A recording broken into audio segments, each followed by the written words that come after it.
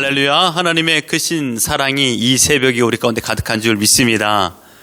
오늘 베드로후서 3장 8절로 18절까지의 말씀으로 12월 26일 토요 특별 새벽 기도에 하나님의 말씀을 함께 나누도록 하겠습니다.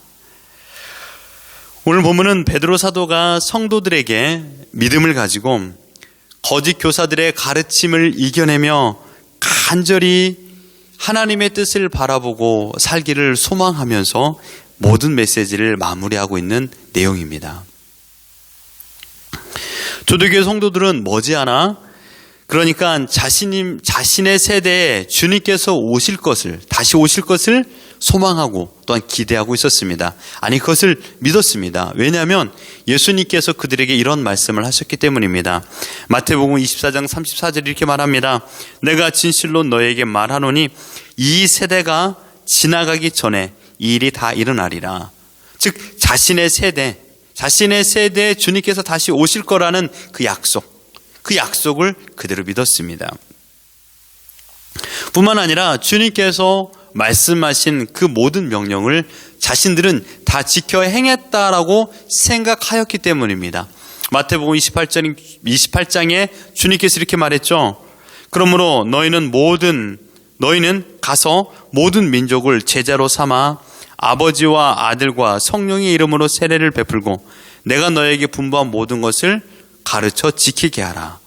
볼지어다 내가 세상 끝날까지 너희와 항상 함께 있으리라 하시니라.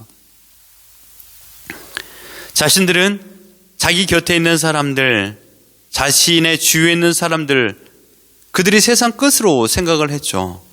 그래서 그들에게 복음을 다 증거하였습니다. 물론 지금은 세상 끝이 어딘지 알고 있지만 그 당시에는 세상의 끝이 어딘지 어떻게 알았을까요? 그래서 그들은 최선을 다하여 주의 이름을 증거했던 것입니다. 그러나 여러분 어떻게 되었습니까? 오셔야 할 예수님은 오시지 않습니다. 주님께서 오셔야만이 주님께서 약속하신 평화와 기쁨과 구원의 감격을 경험할 수 있건만 오셔야 될 그분은 오시지 않고 지금 자신의 문 밖에 온 사람들은 예수님이 아니라 예수님을 믿는 사람들을 잡아 죽이려 하는 로마 군병들이 찾아왔으니 그들은 그 순간 외쳤습니다. 주님, 이때입니다. 주님께서 지금 오시면 우리를 구원하여 우리는 진정한 평안을 누리며 살아갈 수 있습니다. 주님, 지금 오십시오 라고 간절히 소망하며 기도를 했습니다. 주님은 아무런 징조도 보이지 않고 오시지 않는 것입니다. 주님께서 우리를 잊으셨나? 아니면 다시 오실 능력이 없는 것일까? 그들은 충분히 의심하게 된 상황이죠. 이런 현상적인 상황과 마음의 상황이 이러한데 재림이 없다라고 거짓 교사들의 가르침은 신자들의 마음을 흔들기에 충분한 힘을 가지고 있었습니다. 이에 대하여 베드로 사도는 본문에서 세 가지의 말씀을 비롯하여서 결단코 흔들리지 말고 끝까지 믿음을 지켜라 라고 마지막 당부를 하고 있는 것입니다. 8절을 보십시오. 사랑한 자들아, 죽기는 하루가 천년 같고 천년이 하루 같다는 이 한 가지를 잊지 말라. 첫 번째 베드로 사도가 말한 것은 무엇입니까? 인간의 시간 개념을 기준 삼아 하나님의 시간 개념을 논하지 말라라고 말하고 있습니다. 여러분, 나의 타이밍과 하나님의 타이밍은 다릅니다. 내가 생각하기에는 지금이 적기라고 판단할 수 있지만 하나님은 잠잠히 기다리시고 하나님은 하나님의 시간, 하나님이 정한 그때 모든 일을 진행하십니다. 여러분, 어제가 성탄절이었습니다. 예수님께서 이 땅에 오신 날을 기억하며 감사하는 절기입니다. 그런데 여러분, 예수님께서 그 전에 오셨다라면 어떻게 되었을까요? 남유다와 북이스라엘의 멸망 이전에 왔다라면 그들은 커다란 슬픔을 경험하지 않았을 것이며 고통 가운데 삶을 살지 않았을 것입니다. 그러나 하나님께서는 그 두 나라의 멸망이 있고 600년이 지나고 나서 예수님 곧 메시아를 이 땅에 보내셨습니다. 왜 그때 보내셨습니까? 라고 우리가 질문을 할 수 있지만 그 해답을 가지고 있는 분은 하나님이십니다. 하나님께서는 그 타이밍에 예수님을 보내시기로 작정하셨습니다. 지금 우리가 머물고 있는 현재의 자리는요, 결코 내가 원하는 자리가 아닐 수도 있습니다. 그러나 하나님께서 우리에게 허락하여 주신 자리입니다. 내가 원하는 것과 하나님의 원하는 것의 충돌이 일어나면 그때부터 믿음이 흔들립니다. 신앙생활의 가장 어려운 위기는요, 외부로부터 오는 것도 있지만 사실 외부로부터 오는 것은 그리 적습니다. 정말 신앙의 위기는 금방 말씀드렸던 것처럼 내 뜻과 하나님과의 뜻의 충돌입니다. 그런데 여러분 자세히 생각해 보십시오. 하나님의 뜻보다 내 뜻이 이길 때가 더 많이 있다라는 거예요. 그래서 그 결과가 죄입니다. 하나님께서 지금 나에게 무엇을 원하실까? 우리는 알고 있습니다. 그런데 우리는 항상 하나님의 뜻보다 내 감정에 충실합니다. 우리는 굉장히 순종적인 사람입니다. 하나님에 대한 순종이 아니라 내 자신에 대한, 내 감정에 대한 순종이 더 강하죠. 그래서 하나님의 뜻을 거역합니다. 여러분, 가장 큰 싸움, 그 싸움을 우리는 오늘 펼치고 있습니다. 바로 나의 원함과 하나님의 원함에 대한 대립.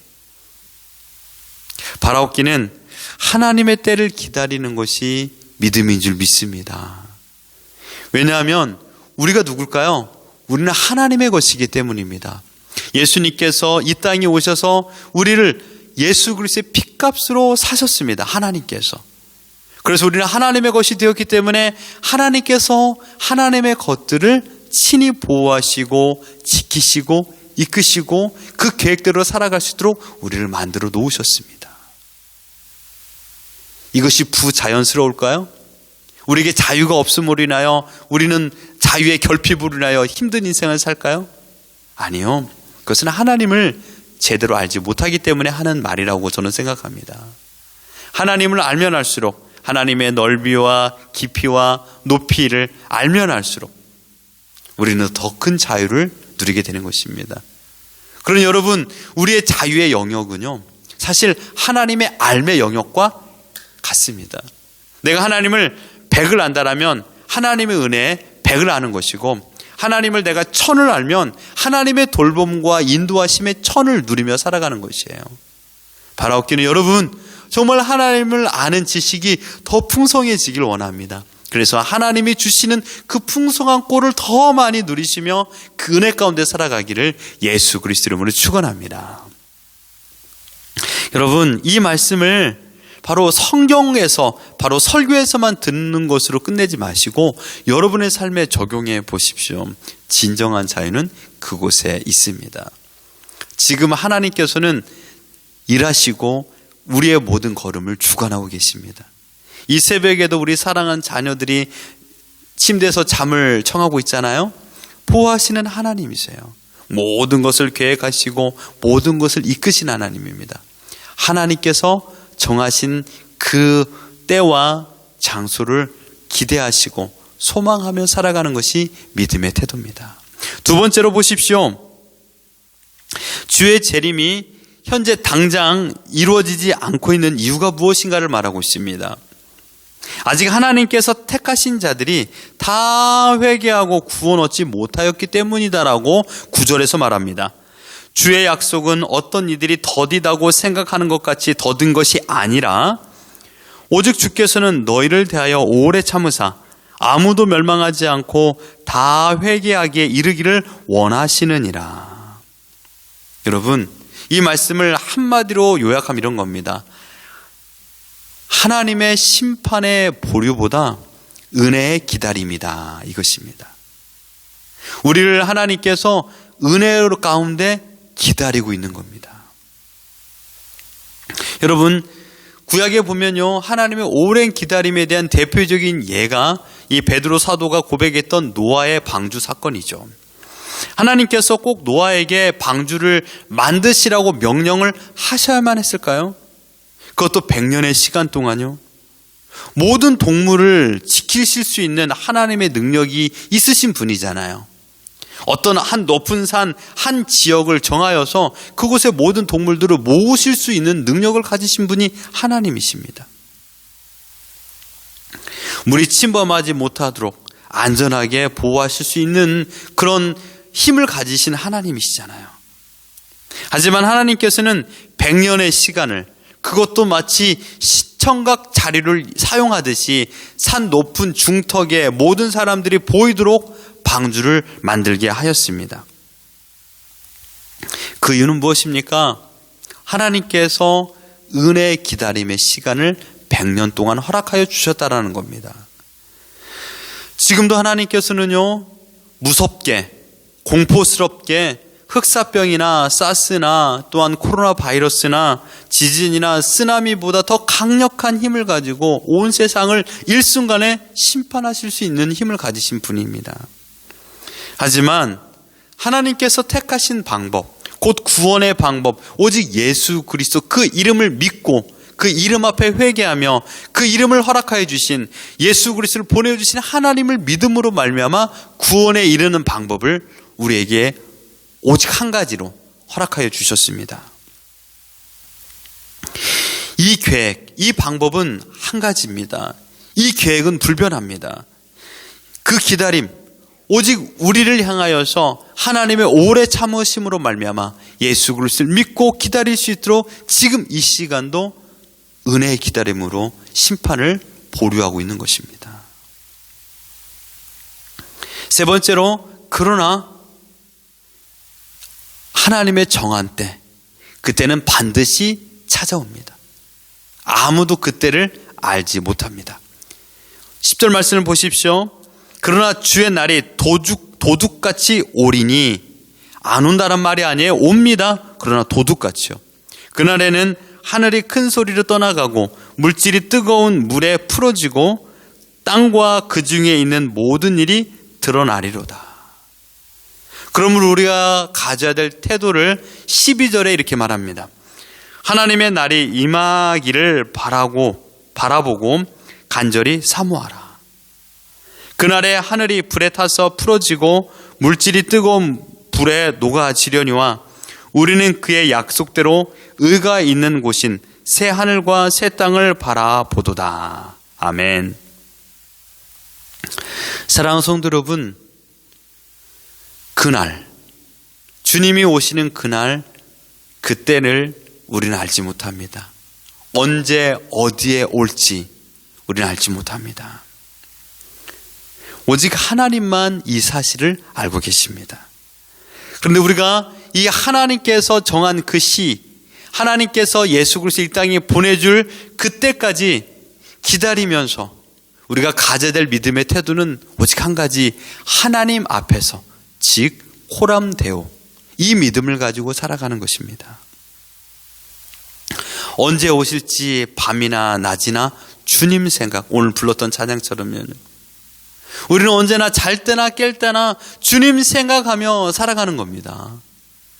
여러분, 종말론적인 신앙관이 무엇입니까? 제가 여러분들에게 어떤 잘못된 시한부 종말론을 가지고 우리를 두렵게 만들게 하기 위해서 이런 말씀을 전하는 게 아닙니다. 종말은 두 가지의 종류가 있습니다. 첫 번째로는 예수님께서 이 땅에 오시는 종말입니다. 또 한 가지 종말은 개인적인 종말입니다. 죽음이죠. 주님이 언제 오실지 우리가 모르는 것처럼 우리의 죽음이 언제 찾아올지 우리는 알지 못합니다. 우리는 죽음이 예고되어 있지 않는 삶을 오늘 살고 있습니다. 두려워라, 두렵게 살라라는 그런 말이 아닙니다. 하나님께서 생명의 마지막을 정하신 그날이 되면 우리는 이 땅에서 작별해야 됩니다. 사랑하는 아들과 딸과 아내와 남편과 또한 우리 모든 동료들과도 이별을 하고 떠나가야 됩니다. 그리고 우리는 언제나 하나님의 말씀을 붙잡고 살아가는 존재로 만들어 주셨습니다. 그날이 언제인지 알지 못합니다. 그런데 중요한 건 무엇일까요? 바로 그날이 오늘이 될 수 있다는 사실입니다. 그렇기 때문에 우리는 종말론적인 신앙관, 곧 오늘이 우리의 삶의 마지막이라는 것을 생각하며 오늘을 살아가는 것입니다. 어제보다 오늘 더 하나님을 사랑하고 어제보다 오늘 더 내 곁에 있는 사람들을 사랑하며 살아가는 믿음의 태도를 가져야 되는 것입니다. 사랑하는 성도 여러분, 오늘이 내일이 되고 내일이 다음 주가 될 수 있습니다. 언제 어느 때 주님이 오실지 알지 못하지만 우리의 죽음 또한 언제 찾아올지 알지 못합니다. 그렇기 때문에 우리는 일상의 모든 삶에 하나님을 더욱더 의존하고 하나님을 사랑하며 하나님을 찬양하며 살아간다라면 베드로 사도가 그렇게 우리에게 경고하여 주었던 말씀처럼 세상 사람과의 다름의 능력이 그때 나타나게 됩니다. 세상 사람의 다름의 능력이 무엇입니까? 육신의 공고함과 아픔이 동일하게 찾아옵니다. 물질의 어려움과 힘듦이 찾아옵니다. 관계의 어려움이 찾아옵니다. 그러함에도 불구하고 그 어려움 가운데서도 믿음을 지키며 살아가는 그 모습이 있을 때 비로소 우리는 다름의 능력이 나타나는 것입니다. 여러분, 우리는 이 땅에 발붙이고 살아가지만 언제나 하나님의 나라를 소망하며 살아가는 자인 줄 믿습니다. 심판의 대상이었습니다. 그러나 이제는 사랑의 대상이 되어 하나님의 의의 나라의 백성으로 하나님께서 불러주신 줄 믿습니다. 이 땅에서 우리는 나의 죄인됨을 강력하게 깨닫고 나를 구원해 주신 하나님의 은혜를 바라보며 그 은혜의 돌봄을 경험하며 감사와 기쁨으로 살아가는 자들인 줄 믿습니다.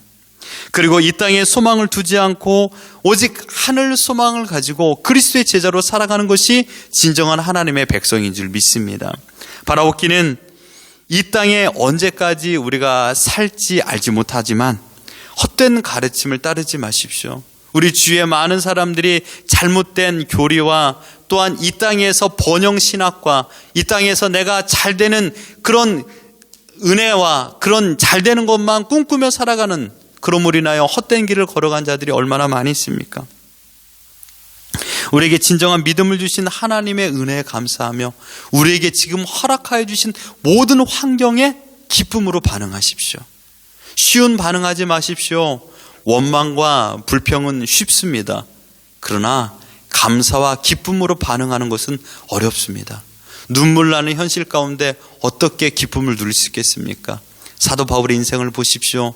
맞고 배고프고 힘들고 고달픈 인생이었지만 그러나 하나님께서 약속하여 주신 기쁨을 놓치지 않고 끝까지 기쁨을 의지하며 살아냈습니다.